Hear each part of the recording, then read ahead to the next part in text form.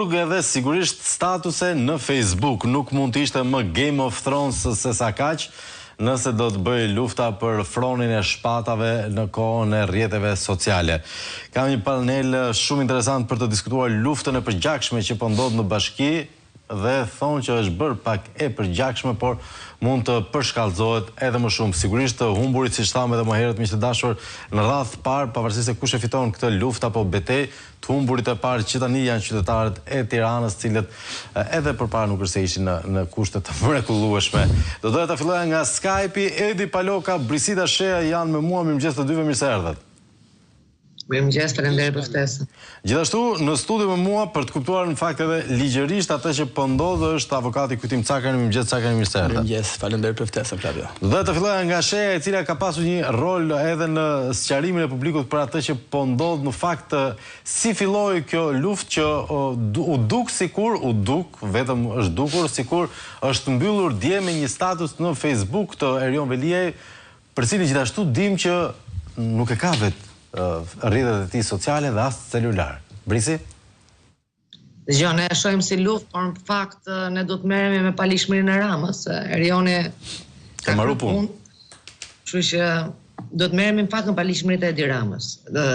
Nëse do kishim një prokurori eficiente, duhet urgjent të vepronte dhe të reagonte. Nuk mundet kur Edi Rama që të shkojë dhe të marrë përgjegjësi të një institucioni autonom, që është bashkia dhe ka qeveria vendore, ka i ligj më vete, funksionon me ligj më vete, dhe nuk mundet kurse si Rama. Rama ka vetëm një detyrë, vetëm një, që është shkarkimi i Erion Velis. Nëse do të donte që kjo bashki të drejtohej ndryshe, për sa kohë nuk e shkarkon, do të thotë që ata janë të dy në këtë pazar, do vazhdojnë të dy me këtë pazar, njëri i bën presion për një gjë, sigurisht dakorcojnë, siç kanë dakorcuar dhe dje, ose për çfarë do ta marrin vesh më vonë.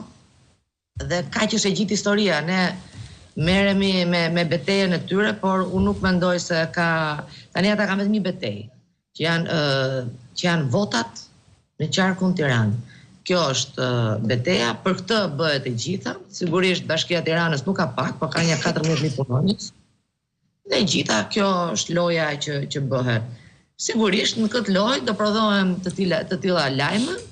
Nuk mendoj që kanë qenë të dëshiruara nga ana e Edi Ramës të lajme. Sigurisht është një lajm në opinionin tim i prodhuar nga Erioni dhe enturazhi i Erionit, se për çfarë u bë ky presion publik, tash ne do ta marrim vesh, besoj me kohën.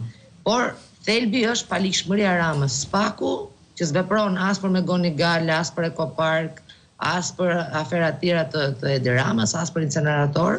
Të paktën kishte vepruar për Edi Ramën, që njëherë shohim shkojnë bashki natën, njëherë shohim shesh me gjithë punëtorët e bashkisë, pastaj e pam para diet shkonte mes natës në bashki, presionet që ushtrohen, sepse normalisht ata përgjigjen mos bën vetëm ambiental të burgut Durrësit, po të bën atë ambiental të bashkisë Tiranës, do kënaqen gjithë pastaj me çfarë do marrin vesh, çfarë do dëgjojnë. Paloka?